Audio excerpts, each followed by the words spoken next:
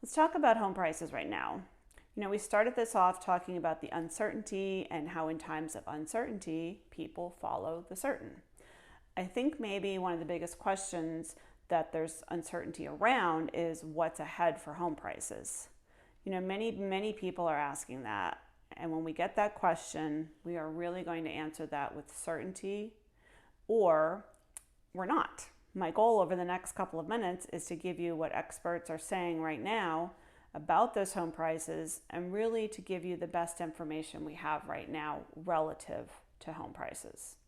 So we're going to start here. The root issue of what always drives house prices, almost always, is supply and demand. It comes from Dave Ramsey. We've talked about that quote before here on the monthly market report.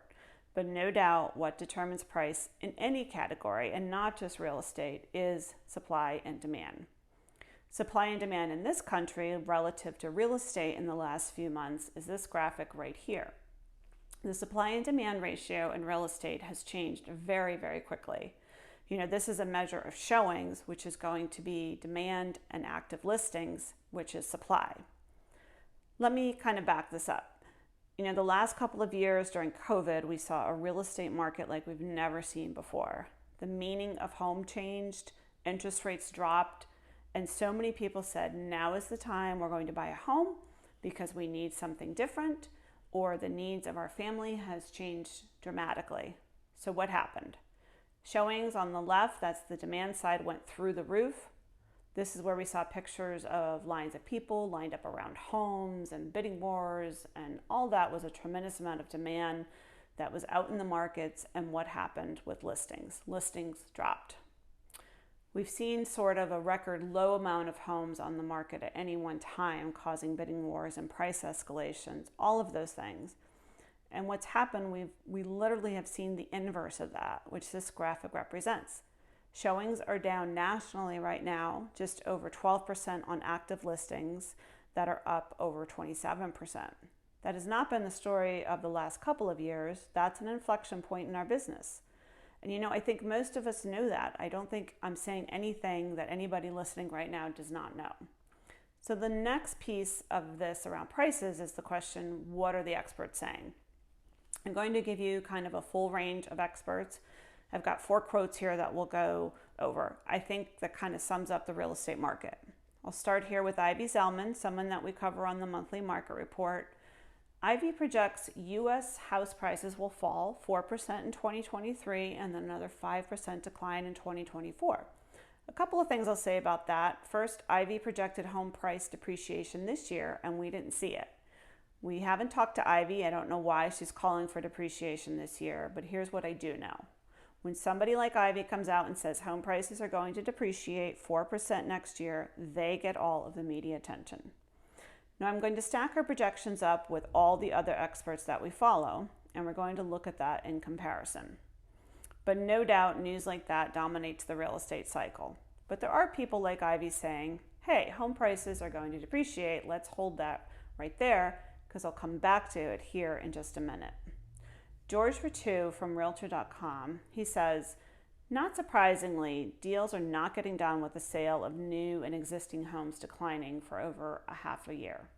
Given that demand is cooling due to high borrowing costs, incomes falling behind inflation, and a still limited supply pipeline, is becoming increasingly clear that prices have to decline to restore market liquidity and balance.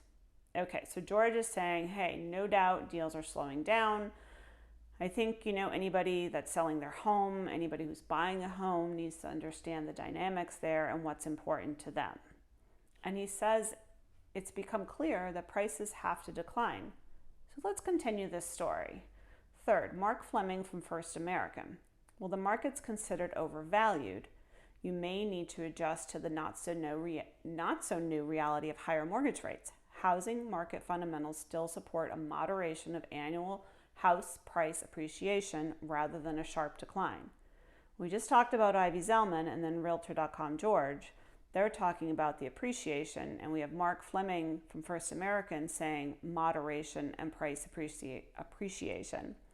So we're starting to see experts say a number of different things, some saying depreciation, some saying that marginal dip or appreciation, sort of anemic growth, very, very little.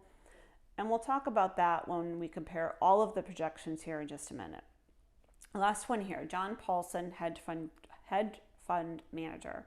We're not at risk of a collapse today in the financial system like before. It's true housing may be a little bit frothy, so housing prices may come down or they may be plateaued, but not to the extent it happened before. What he's referring to is not to the extent it happened in 2008. So we have sort of this range of opinions from experts around the market. Why is this important? A couple of reasons why. First, experts are saying, hey, this isn't 2008. Some are saying there's been a frothy market where prices in some markets are likely to decline. And then you have some saying, you know what? I think I see prices moderating. So if we start to take this picture, and this is really what I want to communicate to you today, is what's the picture right now of those that are forecasting prices? And what our team has done is what we always do. We take a collection of the experts that we follow, we put them together and say, okay, what does that show us? Here's a look at the 2023 home price forecasts. When you look at Fannie and Freddie and MBA and the Home Price Expectation Survey and NAR and Zelman, they are calling for depreciation. Well, I want to go back to what I said before. Who gets the press when they come out with something like that? It's somebody like Ivy Zelman, Fannie or Freddie that are calling for 4% appreciation don't get that shout out for us. It's the person that's going for the depreciation that gets that. But if you look at the average of all those forecasters, including the depreciation forecast, 1.8% appreciation. So if you ask me right now, what's the forecast going into 2023 for home price growth? Best case scenario is probably around 2% price appreciation in home prices nationally. Now I want to sort of shift for a couple minutes here and talk about what studies have come out relative to home prices in major metropolitan areas. And then I want to break down the Home Price Expectation Survey, which I think does a really, really good job of sort of taking this average of what all economists or a great group of economists are saying relative to home prices. So first is Zillow here with appreciation/depreciation going into next year. For the next year, a number of MSA, metropolitan service areas, think about that as a city or region, spending on the area and their level of price change. What they've come out with is they've said we believe 618 MSAs in this country, we're going to see appreciation, 257 depreciation, but most of that 257 is less than 1%. 1 to 3% very marginal depreciation, some in the 3 to 5 and or higher than 5%. Now here's why that's so important. There are forecasters out there talking about depreciation. What happens is a news cycle, and what happens is this gets delivered, turns into everybody's calling for depreciation, and that's certainly not the case. Not everybody is, and not every area of the country. So that's Zillow right there. The second one is the Home Price Expectation Survey. What do we see here? We see more forecasting appreciation than depreciation. So what is the Home Price Expectation Survey? Every quarter they survey top economists, top experts in housing across the country and say, where do you believe the market is going? So if you look at the analyst and the economist and all of those that are a part of this survey, you see more forecasting appreciation than depreciation. Just like we saw in the Zillow study, we're seeing that come through. So we're getting sort of a similar trend here, not to the degree that everyone calling for it, but we do have people calling for it in the Home Price Expectation Survey. They even go further than next year. They go through 2024, 2026, and I'll give you the first look at that right now. And what do you see right there? Still depreciation being called for in small slivers, but more appreciation every year, meaning more and more people being optimistic about the market and appreciation. But at the end of the day, even in this scenario in 2024, 86% of the experts that were surveyed in this survey are calling for appreciation, meaning the overwhelming majority of these economists and these experts are calling for home price appreciation. Now, I think the important thing to remember here is what is driving supply and demand there. There are dynamics that we've talked about extensively on the monthly market report.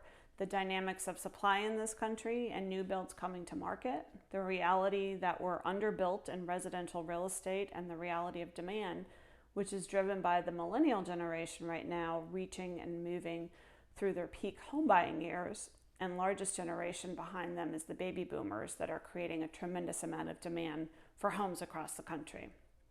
I think as we talk about a rising mortgage rate environment and the questions people have around home prices, people ask the question, should I buy a home right now? Home ownership is truly a long game, especially as we compare it to renting, and equity is a primary driver in that. So I want to start this section with a quote from First American, and it says, U.S. households own $41 trillion in owner-occupied real estate, just over $12 trillion in debt, and the remaining $29 trillion in equity. The national loan-to-value in Q2 was 29.5%, the lowest since 1983. Homeowners have an average of $320,000 in inflation-adjusted equity in their homes. So an all-time high of equity in our homes. That's a major financial cushion for those who are homeowners. So let's use this next quote to break down why this is important. And I think it says three big things. This is from Selma Happ at CoreLogic. Where many households' home equity is the only source of wealth creation. As a result, recent record gains in equity and record declines in loan-to-value ratios will provide many owners with a financial buffer in case economic conditions worsen. In addition, record equity continues to provide fuel for housing demand, particularly households that are relocating to more affordable areas. So several big things come up here. First of all, home equity is a huge source of wealth creation. You know the net worth of a homeowner is 40 times greater than that of a renter. So when you start to compare home ownership to renting, it is a huge differentiator for people's long-term wealth gain. Also, recent record gains in equity are a financial buffer in case conditions were to worsen. We are not set up for a wave of foreclosure by any means. But what we also know is that for anyone who might be in a challenging situation, they have equity in their homes, and that financial buffer can help them sell their home versus having to go through a foreclosure process or be in a really challenging situation. In addition, the third thing, equity is a fuel for housing demand. It is what is keeping people in the housing market, keeping that demand high. We talked earlier about when the economic uncertainty dust settles, equity is the driver that can help people fuel a move, relocate, whatever it is they need to do, whatever their needs have changed, their personal situation has changed, whatever it may be. Equity is huge in that. And what we can see in the latest release from CoreLogic is that the national average for home equity gain across the country is over $60,000 just over the past year. Now this is Q2 of this year compared to Q1 or Q2 of 2021.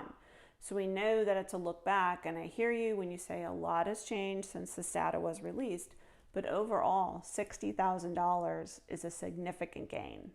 And it's something that's creating this cushion for homeowners over time. If we break down this report even further, we can see over $60,000, the average equity gain for U.S. homeowners. That's a gain of almost 28% in just that year over year total. $3.6 trillion in equity that Americans are sitting on right now.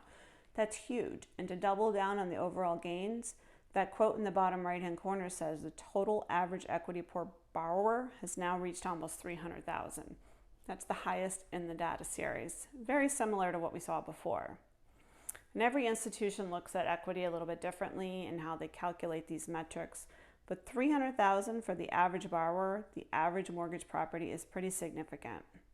So as we start to think about the long game of ownership, even if we start to see month-to-month fluctuations in prices, the average homeowner is sitting on significant equity.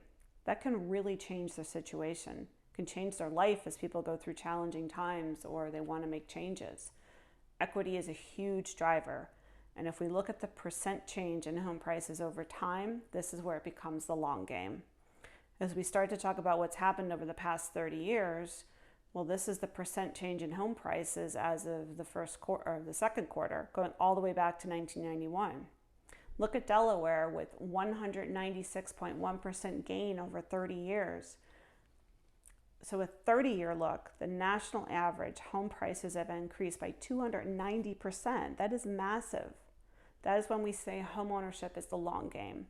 Home ownership wins over time in a 30-year period. Given all the ups and downs that have happened along the way, the home prices are up 196.1% in Delaware, significantly higher than that as well in other states. So it's a significant source of wealth and growth for a homeowner. And the question becomes, if this happened over the past 30 years, do you think it's going to be any different over the next 30 years? History doesn't always repeat itself, but we can learn quite a bit from it.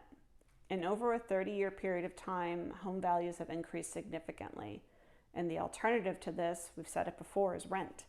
And look at how rent has skyrocketed over that same period of time, roughly 30 years. Here you can see how much monthly rents have increased, and that is exponential. So when someone's asking, should I buy a home? You can either put all of that money over time into rent and not get that return, or invest it into home ownership for that return on your investment. And we know that everyone purchased a home at different times for different reasons. We know that there are certainly affordability challenges out there right now. But the real crisis right now is renting, as we look at how exponential this increase is over time. We really wanted to communicate out how much power there is in home ownership. And truthfully, it's not just a financial benefit, because home ownership truly changes lives. There are so many non-financial benefits of home ownership, and these are just a handful of them. But it's so important to remember the security and stability that comes with this investment in home ownership. The privacy, the personalized home improvements, truly making it your own is huge. For someone who really wants to invest back in themselves and their communities, your civic participation is a big benefit of home ownership, along with your lifestyle that you've worked so long to enjoy. As you stay in your community over time, the value that you can add and the value that you can gain from just being a part of the community. There's proven health benefits to home ownership, and even the financial education that comes along with that. As you start to learn how to manage that debt over time and pass that financial education and the financial wealth down for generations is really a game changer. So as we look at everything that's happening in the housing market right now, we look at the rising mortgage rates, we look at home prices, it's really important to wrap it all up in a bow with the long-term benefits of home ownership, because we can surely prove out that home ownership has value over time. It's financial, it's non-financial, and it's truly changing lives. Thanks as always for watching, and it's more important now than ever that I hope you live your life. Please love one another, and if you want to be a local, we look forward to hearing from you soon.